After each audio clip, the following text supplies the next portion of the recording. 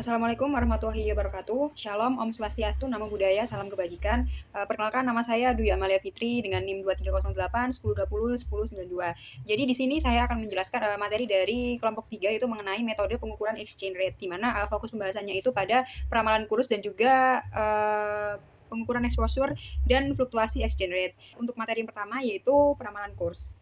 Salah satu indikator terpenting dalam suatu perekonomian suatu negara adalah nilai tukar mata uang atau kurs.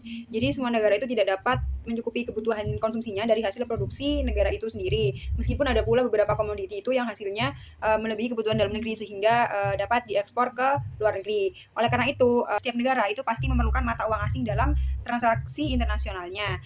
Jadi kebutuhan mata uang ini itu menimbulkan persoalan yang cukup rumit, yaitu menentukan seberapa besar nilai tukar dari mata uang suatu negara terhadap mata uang negara lain atau yang saya jelaskan tadi yaitu kurs. Jadi peramalan adalah upaya memperkirakan apa yang terjadi pada masa mendatang berdasarkan data pada masa lalu berbasis pada metode ilmiah dan kualitatif yang dilakukan secara sistematis. Untuk kurs sendiri merupakan perbandingan nilai tukar mata uang suatu negara dengan mata uang negara asing atau perbandingan nilai tukar valuta antar negara. Contoh kegiatan yang melibatkan kurs itu seperti kegiatan ekspor impor. Di sini kita masuk ke pembahasan perlunya dari peramalan kurs. Yang pertama ada keputusan hedging. Hedging adalah strategi untuk melindungi perusahaan dari kerugian akibat naik turunnya nilai tukar mata uang asing atau falas. Kebutuhan hedging biasanya dibuat setelah perusahaan memprediksi atau meramalkan bagaimana nilai falas akan berubah di masa depan. Misal ada perusahaan A di Indonesia harus membayar mesin dari Amerika senilai 100.000 US dollar dalam waktu 3 bulan ke depan. Saat ini kurs USD berada di 15.000, sehingga biaya yang harus dikeluarkan adalah 1,5 miliar. Namun jika dalam 3 bulan mendatang kurs USD naik menjadi 16.000 per USD, biaya pembayaran akan melonjak menjadi 1,6 M. Untuk menghindari risiko ini, perusahaan A dapat menggunakan instrumen hedging seperti forward contract yang memungkinkan perusahaan mengunci kurs pembayaran di 15.000 per USD sejak sekarang. Lalu yang kedua ada keputusan pembiayaan jangka pendek.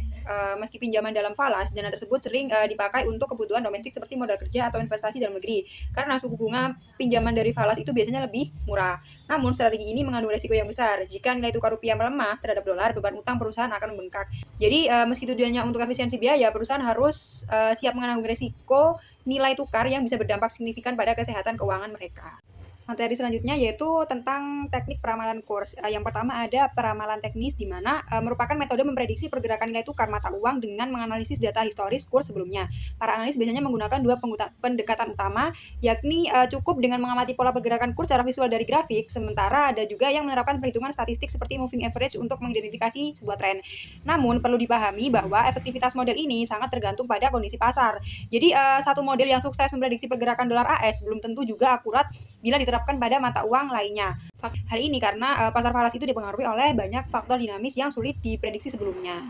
Yang kedua ada peramalan fundamental di mana merupakan metode memprediksi nilai tukar dengan menganalisis hubungan antara faktor-faktor ekonomi dan kurs mata uang. Berbeda dengan peramalan teknis yang melihat data historis, pendekatan ini lebih fokus pada variabel ekonomi seperti inflasi, pertumbuhan pendapatan, suku bunga, dan indikator makroekonomi lainnya. Misalnya, untuk memprediksi nilai pound sterling terhadap dolar AS, perusahaan bisa melihat dua faktor utama, yaitu yang pertama perbedaan tingkat inflasi antara AS dan Inggris, dan yang kedua perbandingan pertumbuhan pendapatan di kedua negara. Peramalan ini bersifat subjektif karena bergantung pada penilaian analis dalam menimbang seberapa besar pengaruh masing-masing variabel terhadap kurs. Meskipun tidak seakurat perhitungan matematis, pendekatan fundamental membantu perusahaan mengantisipasi pergerakan nilai tukar berdasarkan kondisi ekonomi yang real. Lalu yang ketiga ada peramalan berbasis pasar atau market base. Merupakan metode memprediksi nilai tukar mata uang dengan menggunakan informasi yang tercermin langsung dari pasar keuangan. Memprediksi nilai tukar dilakukan dengan menggunakan dua acuan utama, yaitu kurs spot atau nilai tukar saat ini dan kurs forward, yaitu nilai tukar untuk transaksi di masa depan. Cara ini bekerja karena mencerminkan ekspektasi pelaku pasar secara real time. Misalnya, jika banyak spekulator memperkirakan pound sterling akan menguat terhadap dolar AS, mereka akan segera membeli pounds. Aksi beli massal ini justru mempercepat penguatan pound, membuat prediksi menjadi kenyataan yang terwujud dengan sendirinya. Yang keempat ada peramalan campuran atau mix forecasting. Perusahaan multinasional sering menggunakan pendekatan peramalan campuran karena tidak ada satu metode pun yang selalu akurat dalam memprediksi nilai tukar. Cara ini menggabungkan beberapa teknik peramalan sekaligus seperti analisis fundamental, teknis, dan berbasis pasar Kemudian memberi bobot berbeda pada masing-masing metode sesuai dengan keandalannya. Misalnya, sebuah perusahaan mungkin memberi bobot 50% untuk peramalan fundamental, 30% untuk analisis teknis, dan 20% untuk prediksi berbasis pasar, di mana total bobot selalu 100%. Kombinasi metode ini bisa berubah-ubah tergantung situasi. Untuk periode tertentu, mungkin hanya analisis teknis dan berbasis pasar yang dianggap relevan, sementara di waktu yang lain hanya fundamental yang digunakan. Materi kedua yaitu pengukuran exposure dan fluktuasi dari exchange rate. Risiko nilai tukar dapat dijabarkan secara luas sebagai risiko yang akan mempengaruhi kinerja perusahaan dari perubahan nilai tukar. Pergerakan nilai tukar memiliki pengaruh pada arus kas perusahaan multinasional dan berdampak pada kinerja dan nilai perusahaan multinasional itu sendiri. Volatilitas kurs mata uang memberikan pengaruh besar pada arus kas perusahaan multinasional. Dalam pembahasan mengenai risiko valuta asing, seberapa besar perusahaan dipengaruhi oleh pergerakan falas secara umum disebut sebagai exposure. Exposure yang dialami oleh perusahaan itu sendiri ada 3 macam. Yang pertama adalah exposure transaksi. Jadi exposure transaksi memberikan kemungkinan perusahaan mengalami untung atau rugi dalam bisnis akibat transaksi yang menggunakan mata uang asing sebagai denominasi. Dalam artian lain, exposure transaksi merupakan risiko yang dialami arus kas perusahaan di masa mendatang akibat fluktuasi kurs dari falas. Exposure transaksi mengukur perubahan nilai transaksi dikarenakan perbedaan antara kurs valuta asing yang terjadi saat transaksi disepakati dan saat transaksi diselesaikan. Dalam menilai exposure transaksi, perusahaan multinasional memerlukan estimasi arus kas bersih pada setiap mata uang, dan yang kedua adalah mengukur dampak exposure dari masing-masing mata uang.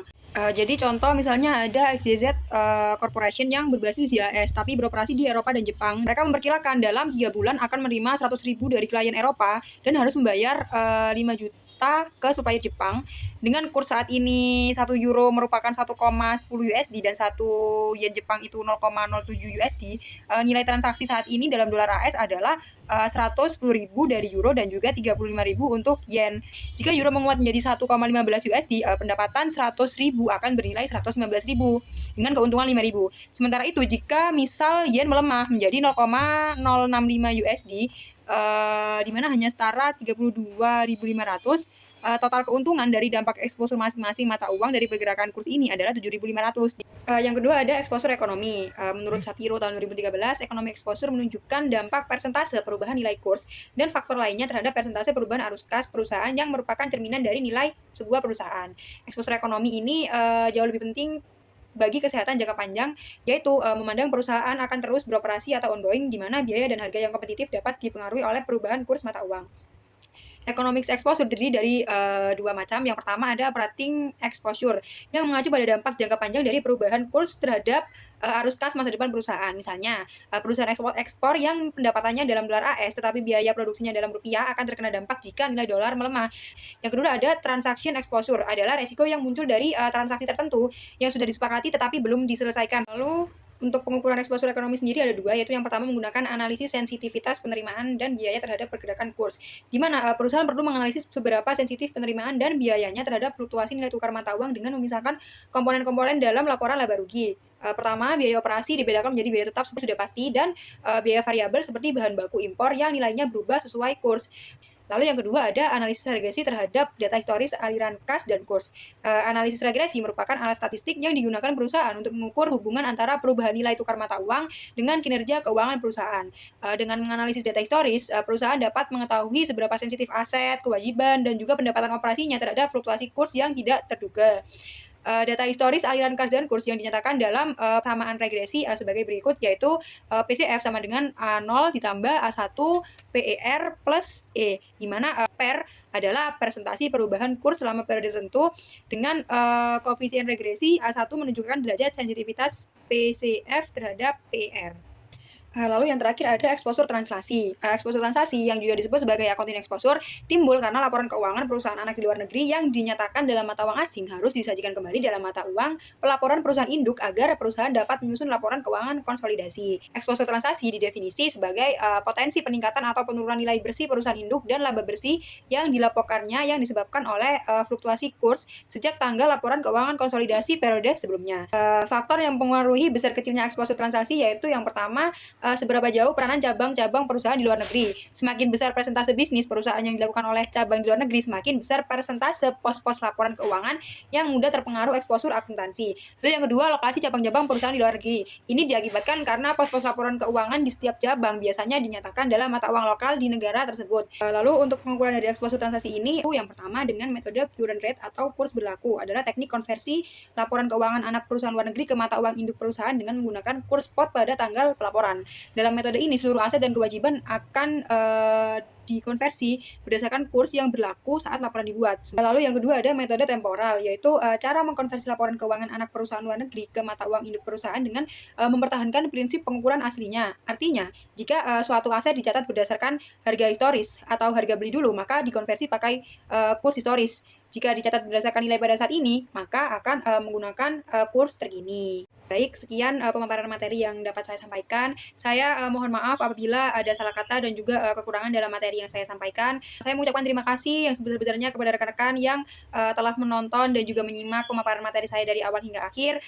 Wassalamualaikum warahmatullahi wabarakatuh.